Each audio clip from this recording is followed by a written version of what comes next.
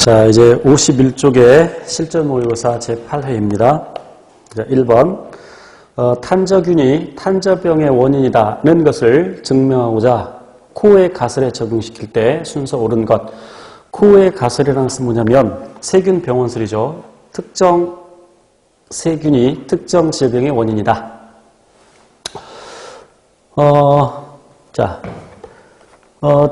기억니은, 디귿, 리을을 이제 논리적 순서대로 잡으면 되는데, 자, 우선, 리을을 볼게요. 해당 탄저균은 항상 탄저병 환자의 몸속에서 발견된다. 그러니까 탄저균이 탄저병의 원인이라고 생각을 하겠죠. 그러니까, 어떤 탄저병 환자에서는 탄저균이 발견되고, 어떤 환자에서 발견이 안 되면 이런 생각을 하지 못하겠죠. 그래서 맨 처음에 리을을 잡아야 되고요. 그래서 이제 그 탄저병 환자의 몸에서 탄저균을 뽑아내야 되겠죠. 그래서 그걸 한번 길러보는 겁니다. 그래서 기억이죠. 탄저균을 숙주의 몸에서 채취하여 순수 배양하여 기른다. 그리고 그것을 배양한 탄저균을 건강한 사람에게 이제 주사해보는 것이죠. 그랬을 때 같은 탄저병이 발생하는지를 살펴보는 것이죠. 그러니까 디귿. 자, 그리고 그러면 그 사람이 탄저병에 또 걸렸다. 그럼 그 사람에서 탄저균을 뽑아내서 맨 처음에 그러니까 리을이죠. 그 환자의 몸속에서 발견된 것과 비교를 해보는 것이죠. 똑같은지 아닌지. 그래서 똑같다면 탄저균이 탄저병의 원인이다라고 얘기할 수 있겠죠. 그래서 맨 마지막에 니은. 그래서 리을, 기억, 디귿, 니은 4번이 답입니다. 2번. 고세균이 세균에 비해 진핵세포와 진화적으로 가까운 이유가 아닌 것은 그랬는데, 자, 1번. 고세균과 진핵세포 모두 펩티도글리칸의 세포를 갖는다. 이 문장 자체가 틀린 말이죠. 진핵세포는 펩티도글리칸을 갖지 않죠.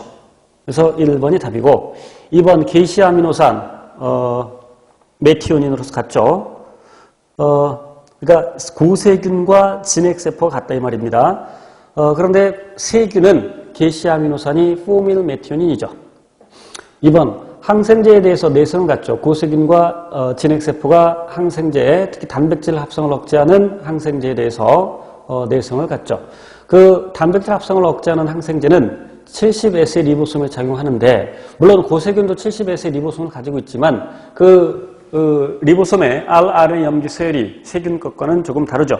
그 rRNA 염기 서열이 고세균이 비록 70S의 리보솜을 갖고 있지만 rRNA 염기 서열은 세균보다 진핵세포와 rRNA 염기 서열이 유사하다.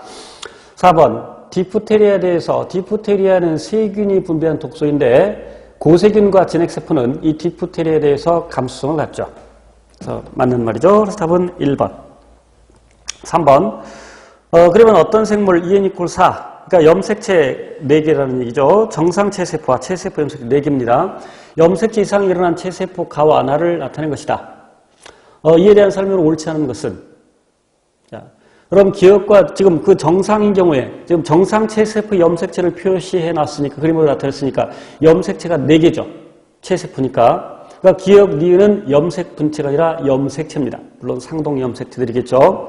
그래서 기억, 다시 1번. 기억은 니은이 염색 분체이라고 그러는데 틀린 말이죠.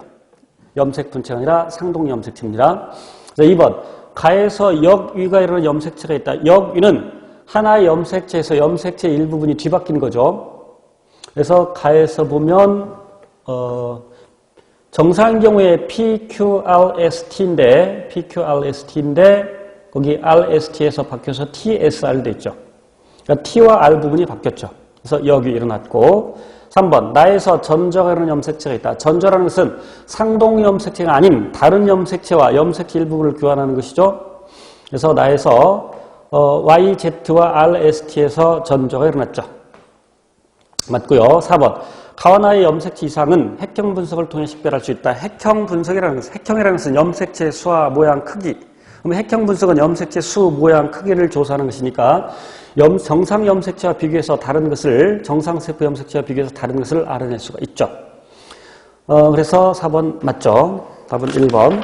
자, 넘겨서 4번. 표는 우리 몸에 있는 세 종류의 근육 A, B, C의 특징과 형태를 나타내고 있는데, 자, A는 골격에 붙어 골격의 움직임을 일으키니까 골격근, B. 소화관과 같은 내장기관을 구성하니까 내장근. C. 심장에서만 발견되는 근육이니까 심장근. 골격근은 구조적으로 가로무늬 근이면서 수의근. 내장근은 민무늬 근이면서 볼수의근. 심장근은 가로무늬 근이지만 볼수의근. 자, 기억. A의 근육 섬유는 여러 개의 핵을 가진 세포이다.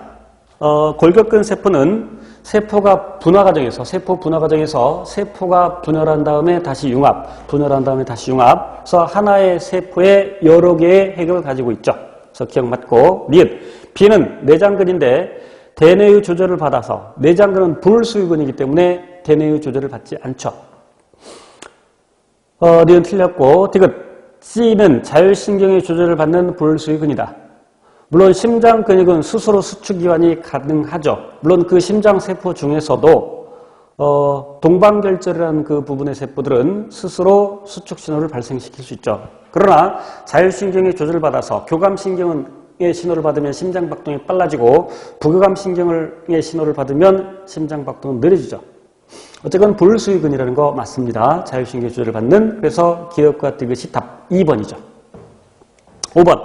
단백질에 대한 설명으로 옳지 않은 것은 1번. 프리온은 마이크로 RNA로부터 합성된다 그랬는데 프리온은